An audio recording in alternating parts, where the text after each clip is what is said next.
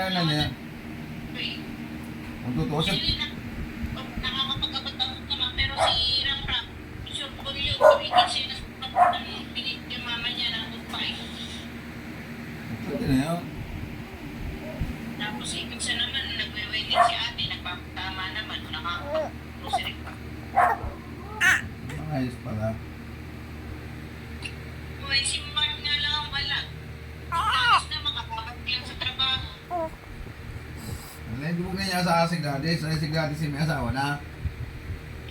Eh, kahit pa may asawa, pwede naman, pinagin naman naman. Isa lang.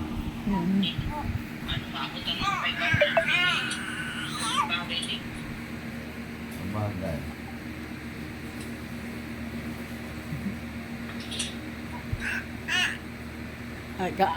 Na.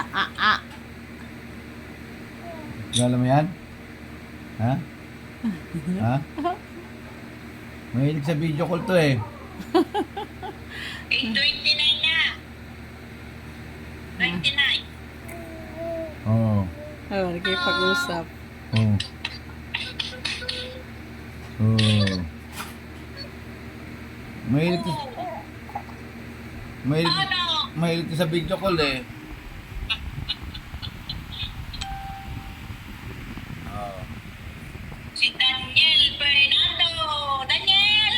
Oo. Daniel! Hello! Oh, punta ka dito sa Bulacan. Ang papa mo gustong pumunta dito. Gustong pupunta kayo pupunta. Hindi ba ang kasamahan niya sa trabaho? Oo. Oh, ang tawa oh. Oh. Daniel! Ay, Daniel! Xerox na. Daniel. Xerox.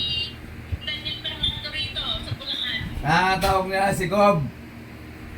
Gov. Naman. Xerox sa Daniel oh.